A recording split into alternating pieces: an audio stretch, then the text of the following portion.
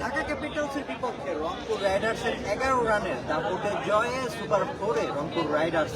যে রংপুর রাইডার্সকে নিয়ে সংশয় ছিল, সব শেষে আসলে রংপুর রাইডার্স সুপার 4-এ যেতে পারবে কিনা।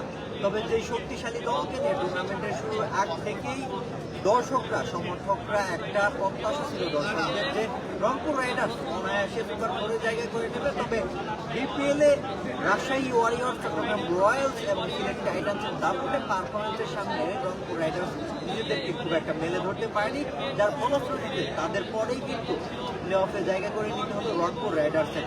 আজকে ঢাকা ক্যাপিটালসের বিপক্ষে রংপুর রাইডার্স শুরুতে ব্যাটিংয়ে নেমে ডেভিড মালান এবং তাওহিদের দাপটে ইনিংসের মাধ্যমে কিন্তু 181 রানের সংগ্রহ গড়ে তুলে রংপুর রাইডার্স, যার ফলশ্রুতিতে কিন্তু 182 রানের সংগ্রহ ঢাকা ক্যাপিটালসের সামনে দাঁড়ায়। 182 রানের লক্ষ্য ঢাকা ক্যাপিটালসের সামনে দাঁড়ায় এবং ঢাকা ক্যাপিটালস ব্যাট হাতে নেমে তাদের টপ অর্ডারের যে ব্যাটাররা তারা আসলে ওই রকম ভাবে খেলতে পারেনি। তারা যদি শুরু থেকে মারমুখী হয়ে এবং অনেকটা দায়িত্বশীলতার সাথে খেলতো, এই ম্যাচটা হয়তোবা ঢাকা ক্যাপিটালসের হতে পারত এবং প্লে অফে যাওয়ার যে সমীকরণটা সেটা হয়তোবা ঘুরে যেত। তবে রংপুর রাইডার্সের এই জয়ে আর ঢাকা ক্যাপিটালস এবং নোয়াখালী তারা ছিটকে গেল বিপিএলের আসর থেকে। তাদের প্লে অফে যাওয়ার আর কোনো সম্ভাবনা নেই, কেননা এর আগেই কিন্তু রাজশাহী ওয়ারিয়র্স, চট্টগ্রাম রয়্যালস এবং সিলেট টাইটান্স তারা আসলে তাদের দাপটে পারফরমেন্সের মাধ্যমে কিন্তু আগে প্লে অফ নিশ্চিত করে ফেলেছিল। প্রয়োজন ছিল একটি দলের, সেই একটি দল ঢাকা ক্যাপিটালস, নোয়াখালী এবং রংপুর রাইডার্সের মধ্যে নির্ধারণ হতো। আজকের ম্যাচে কিন্তু নির্ধারণ হয়ে গেল রংপুর রাইডার্সের। ঢাকা ক্যাপিটালসের বিপক্ষে 11 রানের জয়ে রংপুর রাইডার্স কিন্তু সুপার 4-এ পৌঁছে গেল এবং এই যে চারটি দল Rajshahi Warriors, Chattogram Royals, Sylhet Titans এবং রংপুর রাইডার্স তারা কিন্তু সুপার 4-এ লড়বেন। চারটি দলই বেশ শক্তিশালী।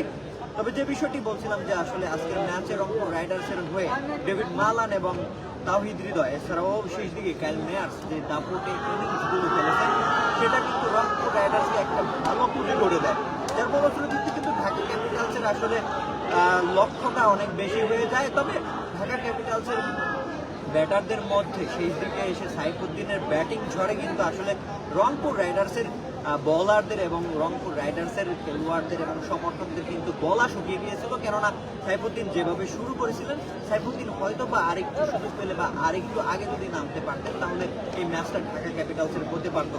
সাইফুদ্দিন 30 বলে 58 রানের ঝোড়ো ইনিংস খেলেছেন, প্রায় 200 স্ট্রাইক রেটে ব্যাট করেছেন সাইফুদ্দিন আজকের ম্যাচে। সাইফুদ্দিন যদি আরেকটু আগে নামতে পারতেন হয়তো বা ঢাকা ক্যাপিটালসের ম্যাচটি হয়ে যেত। সবশেষে কিন্তু আসলে 11 রানের পরাজয় বরণ করে মাঠ ছাড়তে হয় ঢাকা ক্যাপিটালসকে এবং রংপুর রাইডার্স এই জয় দিয়ে তাদের সুপার 4-এ যাওয়ার যে লক্ষ্যটা ছিল সেই লক্ষ্যটা তারা পূরণ করে।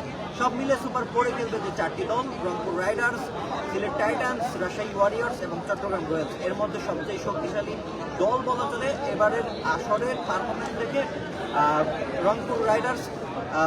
তারা আসলে কাগজে কলমে শক্তিশালী থাকলেও মাঠের ক্রিকেটে শক্তিশালী দল রাজশাহী ওয়ারিয়র্স এবং চট্টগ্রাম রয়্যালস, তারা টুর্নামেন্টের শুরু থেকেই কিন্তু প্রত্যেকটা দলকে ডমিনেট করে আসছে, সেটা কিন্তু তারা প্রমাণ করেছে।